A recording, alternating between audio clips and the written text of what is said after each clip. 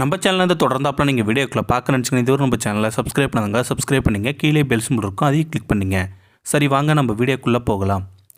ஒருவர் முதலில் சிறியதாக மளிகை கடை ஒன்றை ஆரம்பித்தார். பின்பு ஜுவல்லரி ஷாப், ஹோட்டல், துணிக்கடை, டிபார்ட்மெண்ட் ஸ்டோர் என வளர்ந்து வந்தார். ஒரு நாள் இரவு அவர் வீடு திரும்பிய போது மணி 12 தாண்டி இருந்தது. வழக்கமாக அவரை எதிர்கொண்டு அழைத்திருக்கும் அவர் மனைவி அன்றைக்கு இல்லை. வீட்டு பணியாளர் தான் கதவை திறந்தார். அவர் முகக்குறிப்பை உணர்ந்து அந்த பணியாளர் சொன்னார், ஐயா, அம்மாவுக்கு திடீர்னு மயக்கம் வந்துடுச்சு. ஹாஸ்பிட்டலுக்கு போய் ட்ரீட்மெண்ட் எடுத்து வந்துட்டு 1 மணி நேரத்துக்கு முன்னாடி தான் வந்தாங்க. ரூமில் தூங்குறாங்க. ஏன், என்னாச்சு? ப்ரெஷர் என்று டாக்டர் சொல்லியிருக்காங்க. ஆனால் பயப்பட தேவையில்லையா.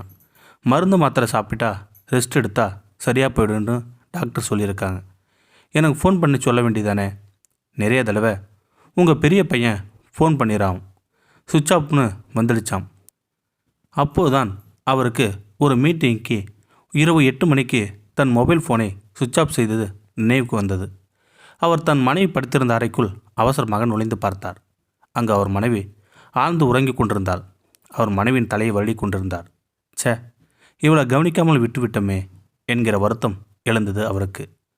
அவர்களுக்கும் திருமணமாகி 25 ஆண்டுகளுக்கு மேல் ஆகிவிட்டது. குடும்பத்தோடு சேர்ந்து மகிழ்ந்திருந்த நாட்கள் எல்லாம் நினைவுக்கு கொண்டு வர முயன்றார் அவர். அவர் நினைவுக்கு வந்தது மிக மிக சொற்ப தினங்களே. தன் மனைவியின் பக்கத்தில் இப்படி நெருக்கமாக அமர்ந்து வெகு நாட்கள் ஆகிவிட்டது என்பதை நினைத்து அவர் திடுக்கென்று இருந்தது.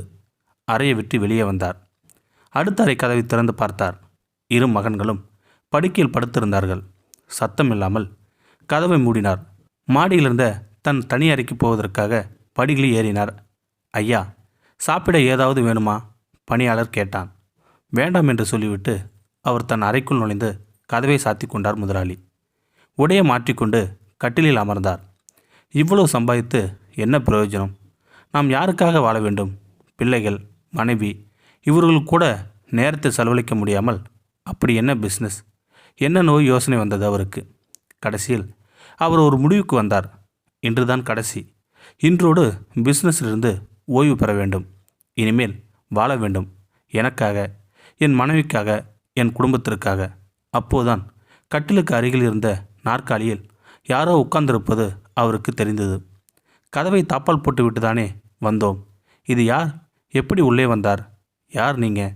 எப்படி உள்ளே வந்தீங்க என்று கேட்டார் அந்த முதலாளி. அந்த உருவம் சொன்னது, நான் தான் மரண தேவதை.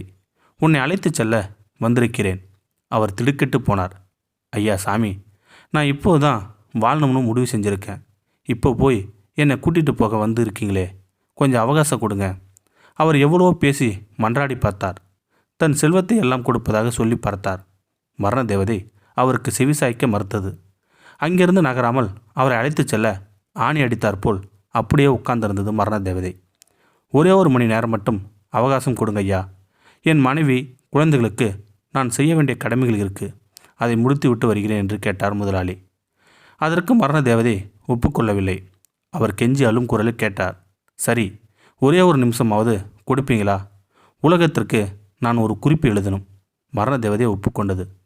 அவர் இப்படி எழுதினார், உங்களுக்கான நேரத்தை சரியான வழியில் செலவழித்து விடுங்கள். என்னுடைய அனைத்து சொத்துக்களையும் ஈடாக கொடுத்தால் கூட எனக்காக 1 மணி நேரத்தை என்னால் வாங்க முடியவில்லை. இது ஒரு பாடம். எனவே உங்கள் வாழ்க்கையில் ஒவ்வொரு நிமிடத்தையும் வீணடித்து விடாமல் அனுபவித்து வாழ்ந்து விடுங்கள். அப்போது யாரோ கதவை பலமாக தட்டும் சத்தம் கேட்டது. அவர் திடுக்கிட்டு கண் விழித்தார். விடிந்து வெகு நேரம் ஆகிவிட்டிருந்தது. அவர் எழுந்து போய் கதவை திறந்து பார்த்தார். பணியால் தான் வெளியே நின்று கொண்டிருந்தான். ஐயா, ரொம்ப நேரமாக கதவை தட்டுறங்க. நீங்கள் திறக்கவே இல்லை. பயந்துட்டேன், அதான் கொஞ்சம் பலமாக தட்டிட்டேன் என்று சொன்னான் பணியாளர். அவர் அவசரமாக திரும்பி தன் பெட்டுக்கு அருகில் இருக்கும் மேஜையை பார்த்தார். அங்கே அவர் எழுதிய குறிப்பு இல்லை.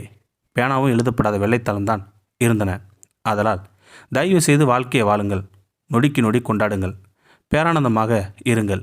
மனைவி, குழந்தை, கணவன், அப்பா, அம்மா, உடன் பிறந்தவர்கள், நண்பர்கள், ஆடு, மாடு, கோழி, வயல்வெளி, பூச்செடி, இப்படி எல்லாவற்றுக்கும் நிறைய நிறைய நேரங்களை ஒதுக்கி வாழ்வின் ஒவ்வொரு நொடியும் ரசனையோடு அணுவாக ரசித்து ஜாலியாக வாழ முடிவிடுங்கள் நண்பர்களே.